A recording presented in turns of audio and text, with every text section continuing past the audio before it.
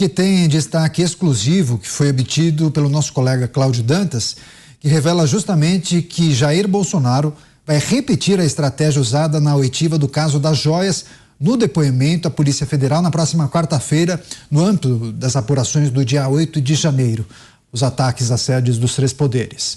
O ex-presidente estará acompanhado dos advogados Marcelo Bessa e também Paulo Bueno, além do ex-secretário de Comunicação Fábio Weingarten, que também é advogado. Bolsonaro é suspeito de ser o autor intelectual dos protestos contra a eleição de Lula, que terminaram com as invasões em Brasília.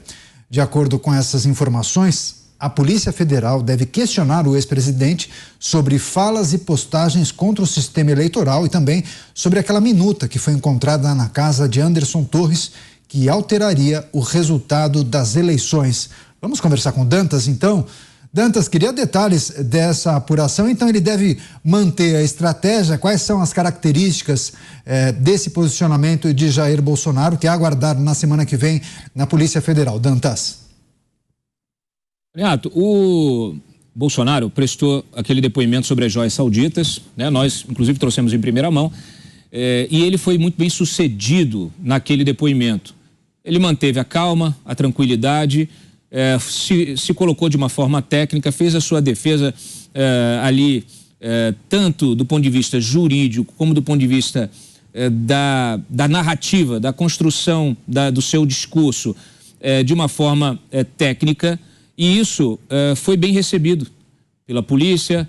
A audiência foi muito tranquila, os agentes que tomaram o depoimento ali foram muito respeitosos, e me parece que foi bem sucedida, até porque ele manteve uma versão que ela não foi desmentida por mais nenhum daqueles outros investigados, daqueles demais 9 depoentes que foram ouvidos aí pela Polícia Federal, aliás, no mesmo dia. Então, ele vai repetir essa estratégia agora. Ele está ali assessorado por 2 advogados e pelo seu ex-secretário de imprensa, que é também advogado. Então, é uma forma de tentar repetir o sucesso da primeira audiência. Neste caso específico, a acusação ela é mais sensível. O Moraes investiga o Bolsonaro e a PGR, ela que solicitou esse depoimento também, né? O Moraes estava esperando o Bolsonaro voltar de Miami, e aí voltou, solicitou, pediu, a PGR concordou e tal. E ele, para o Moraes, o Bolsonaro, ele é o chamado autor intelectual dos atos do 8 de janeiro, seja pelos ataques que ele fez durante o governo dele ao sistema eleitoral, seja pela a postura dele de não reconhecer imediatamente a vitória do Lula, seja pelo silêncio em relação ao acampamento das pessoas aqui, dos apoiadores, em frente ao QG do Exército. Deste acampamento saiu a manifestação que acabaria se desdobrando naqueles atos de vandalismo que naturalmente precisam ser muito bem investigados. Então, este depoimento tem uma questão a mais. Ela trata de algo que está sendo considerado, tanto pelo judiciário como pela sociedade de uma maneira geral, um divisor de águas. O Congresso está aí animado em instalar a CPMI do 8 de janeiro, porque sabe que este é um fato já de potencial histórico e que pode ter consequências graves e avassaladoras para as autoridades de plantão. Já teve para os presos, que foram presos numa canetada só, uma coisa que nunca aconteceu na história do país, né? Mais de 2.000 pessoas presas, colocadas, né, sem audiência de custódia, colocadas dentro de um ginásio da academia de polícia, pessoas que não tiveram assistência jurídica por semanas, que foram maltratadas e que agora estão sendo denunciadas e estão virando, esses investigados estão virando réus. O Supremo acabou de tornar, né, vários deles réus, num julgamento que me pareceu unânime, que está sendo encerrado, mas que tem um posicionamento unânime dos ministros. O problema é que é preciso a individualização das condutas, verificar quem de fato cometeu o crime, quem destruiu o patrimônio, quem estava lá a passeio, quem foi arrastado pela manifestação e acabou se vendo num ambiente deflagrado, na cena de um crime, né? Assim como o próprio Gonçalves Dias, que agora a gente sabe que estava lá também na cena do crime. Assim como o Flávio Dino, que assistiu a tudo de forma serena, impassível, sem mexer o dedinho da mão direita. Então, esse depoimento, ele é muito importante. Lembrando que o Anderson Torres teve a sua liberdade, o seu pedido de liberdade negado pelo Moraes ontem. Então, ele permanece em prisão preventiva, também uma prisão que me parece injusta, me parece injustificável. Só que o Moraes, ele está usando ali argumentos na decisão dele que remetem à falta de colaboração do Anderson Torres com a investigação, porque ele só deu acesso à nuvem do seu celular, ele não entregou o celular quando se entregou à polícia, ele não entregou o celular pessoal, disse que perdeu, e também não entregou a senha de acesso à nuvem para os dados, para que a polícia pudesse periciar os dados do celular. Também não o fez em relação ao acesso aos seus e-mails funcionais e pessoais.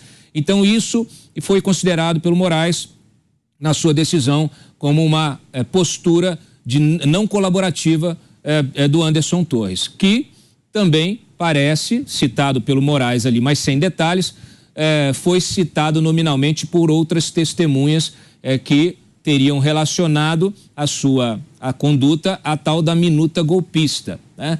Então, assim, é bom lembrar que esse documento, embora apócrifo, embora tenha sido encontrado em circunstâncias absolutamente estranhas lá na casa do Anderson Torres, embora a princípio nós ainda não tenhamos detalhes se de fato ele teve algum papel na construção desse documento, um documento muito mal redigido, mas um documento que tinha um objetivo e tinha um alvo. E qual era esse alvo? Era o Alexandre de Moraes. Então, naturalmente, ele está atuando neste processo em função dele ter se visto como vítima de toda essa articulação política, né? E aí a gente pode discutir suspeição, pode discutir imparcialidade, é uma discussão longa e difícil, mas o fato é que é nesse contexto delicadíssimo que o Bolsonaro vai prestar o seu depoimento no dia 26, às 9 da manhã. Pois é, Dantas, só um complemento também no despacho de Alexandre de Moraes em relação a Anderson Torres. Ele também mencionou aquele levantamento feito pelo Ministério da Justiça em relação às blitzes realizadas nas eleições e informações que apontariam algum tipo de conexão com o ex-ministro da Justiça e Segurança Pública. Agora, Mota, em relação a Jair Bolsonaro, expectativa para esse depoimento na semana que vem.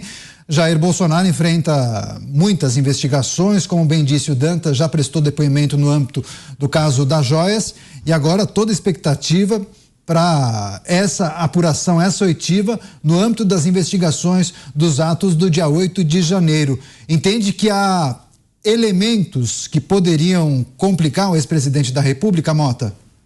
Bolsonaro é suspeito de ser o autor intelectual dos protestos que resultaram na invasão às sedes dos três poderes. Mas o presidente estava fora do país, né? Alguns dos nossos espectadores devem estar pensando. E naquele momento, o presidente estava em silêncio. Alguns outros também devem estar pensando isso. Inclusive, ele foi muito criticado pelo seu silêncio. Muita gente, muitos críticos diziam que ele deveria se manifestar, mas ele preferiu ficar fora do país e em silêncio. Durante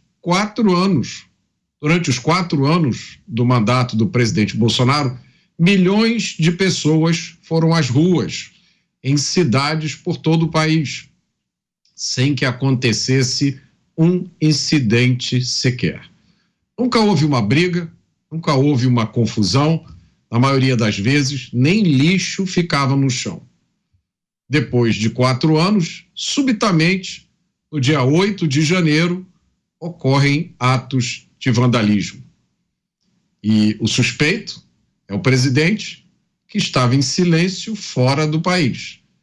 É um mistério que um dia precisa ser explicado.